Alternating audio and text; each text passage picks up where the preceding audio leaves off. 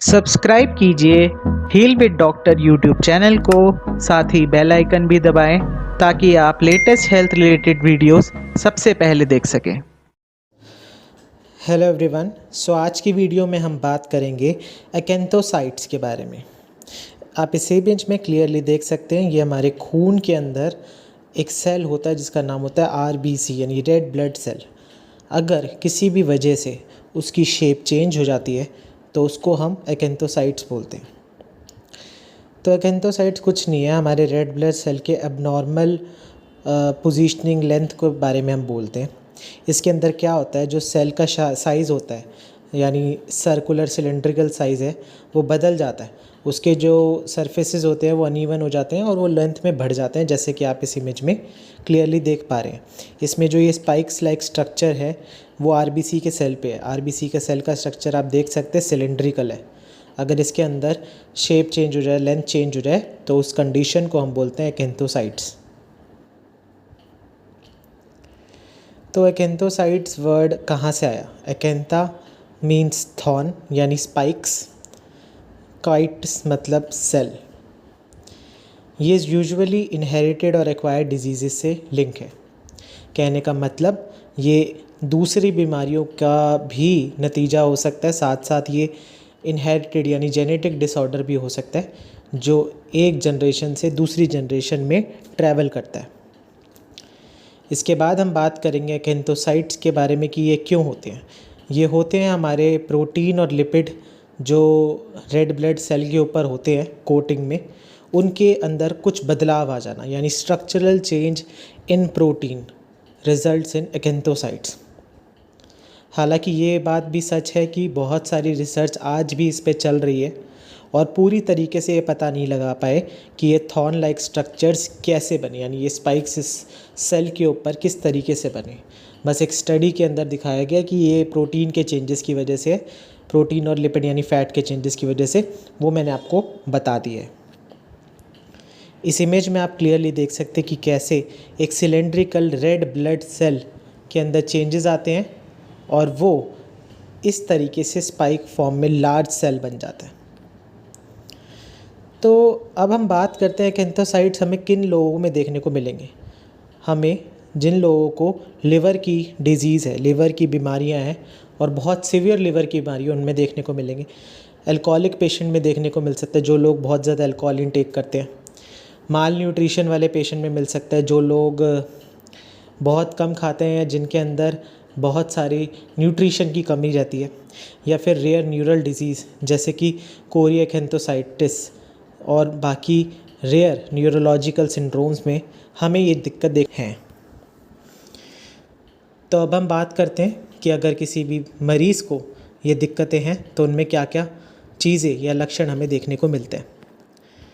सबसे पहला और फॉरमोस्ट हमें सांस लेने में तकलीफ़ आती है। दूसरा, हमारे जोड़ों में दर्द होता है। तीसरा, हमारी स्किन में रैशेज़, ईचिंग रहेगी। चौथा, हमारी आइज़ में ईचिंग रहेगी। पांचवा, हम खाना ढंग से नहीं खा पाएंगे।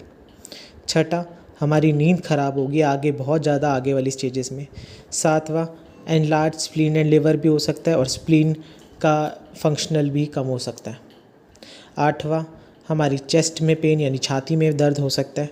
9, हमारे पेट में दर्द हो सकता है। और last but not the least, हमारे पूरे शरीर में जनरलाइज बॉडी एक या फिर हमारी आसपास की मांसपेशियों में दर्द हो सकता है, जैसे हाथ की मांसपेशियों में कुछ या फिर पैरों में दर्द हो सकता है। इसके बाद हम बात करेंगे कि अगर किसी को ये बीमारी है तो उसकी जांच किस तरीके से कर सकते हैं, यानी इन्वेस्टिगेशन और डायग्नोसिस।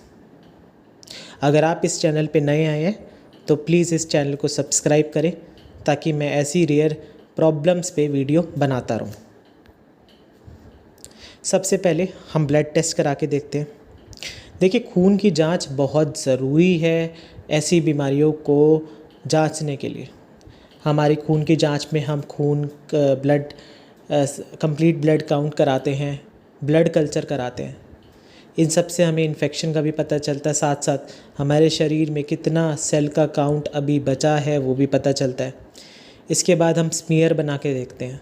स्मीयर क्या है? आपके खून की ड्रॉप से पूरा उसको खींचकर माइक्रोस्कोप के नीचे देखा जाता है कि सेल का साइज़ क्या है, सेल की शेप क्या है और सेल कितने ज़्यादा ख़राब हो रहे हैं।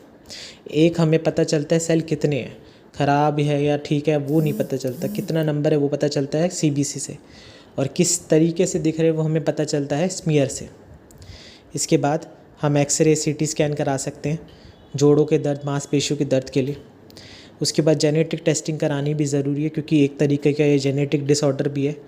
बेशक रिसर्च ने इसे बताया है कि ये जेनेटिक और एक्वायर्ड यानी किसी और बीमारी का भी एक अलग रूप हो सकता है, लेकिन फिर भी जेनेटिक टेस्टिंग करा के हमें ये जांचना बहुत ज़रूरी है कि ये जो बीमारी है इसके साथ कोई और बीमारी तो नहीं, या फिर ये बीमारी आगे जाके क्या रूप ले सकती है।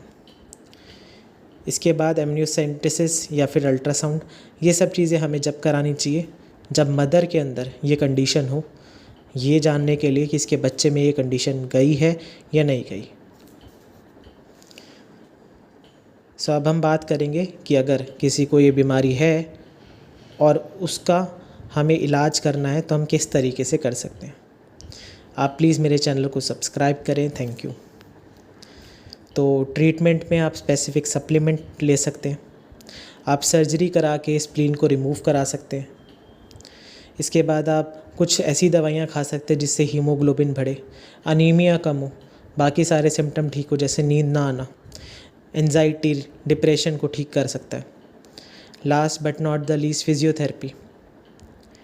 हमने कि जैसे देखा कि इन लोगों के अंदर जॉइंट पेन, मस्कुलर पेन बहुत ज़्यादा कॉमन है, तो उसके लिए हमें stretching exercise, strengthening exercise, breathing exercise भी करनी चाहिए क्योंकि हमारी सांस लेने में भी तकलीफ़ आती है। क्योंकि रेड ब्लड सेल यानी आरबीसी हमारे खून का वो हिस्सा है जिस पे ऑक्सीजन लोड होके हमारे सेल तक जाती है।